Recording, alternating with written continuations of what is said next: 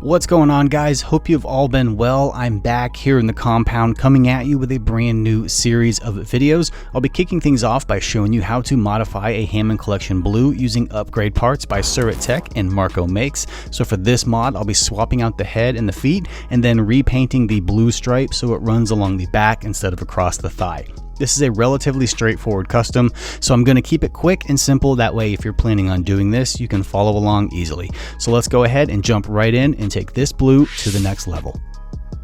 First things first, we need to remove the parts that we're replacing. That's as simple as just soaking this figure in some really hot water. Once the plastic has softened up, you can just pop those old parts off, and then you can pop on the new neck piece and the feet. I like to take these parts and just dip them really quick in some warm water just to soften them up a little bit. It makes putting them on a little easier. Before I attach the lower jaw and glue the upper head on permanently, I prefer to paint the inside of the mouth and teeth first. It just makes it a lot easier to get to that little area. For that, I'm using Barbarian Flesh for the skin and then a mix of white and yellow ochre for the teeth. And then I'll finish it off with a gloss top coat and then glue the head down.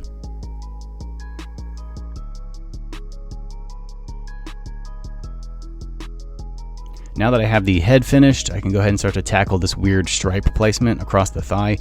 You could just remove this little section on the thigh and then color match the paint. If you want to go that route, check out Marco's video. He'll show you how to color match. That way you don't have to redo the whole thing. I am actually just going to scrap the entire factory stripe altogether and just repaint my own. So to get rid of the factory stripe, to erase it, I'm just going to soak a Q-tip in some goof off and then just go in and start to scrub that paint away. Once I get the factory stripe all gone, then we can start to lay down the new ones. Starting off first with the base color, which will be the white outline using Stonewall Gray, and I've got this thinned down with some water, and I'll take a fine tip brush and carefully draw out the patterns. The trick here is to just go slow and keep your paint thin and follow the contours of the sculpt. With the base color done, and now I'll go in with ultramarine blue mixed with a little black ink just to darken it up a little bit, and I'll jump in and lay down the inner blue stripe. Again, just go slow, keep your paint thin, and just try to stay inside the pattern of the base stripe that you laid down. The goal is to get as close as you can to that outline without going over, so this is definitely a hold your breath moment. Next, I'll add some subtle stripes and striations all over the body with some very thinned down Stonewall Gray, and then finish off by painting the claws with a dark pavement gray and sealing them with some brush on super glue to protect the paint from scratching off.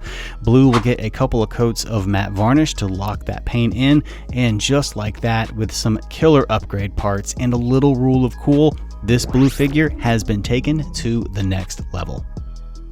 I gotta tell you guys, it feels great being back in the studio painting with you guys again, and I really appreciate you all sticking around while I took some time off this year to just recharge my batteries.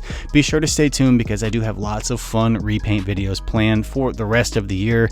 If you want to tackle this custom that we did in the video today, links to all of the upgrade parts will be linked below, as well as all of the supplies that I used. In the meantime, if you need more Jurassic related content, you know where to find it. Links will be in the description box below.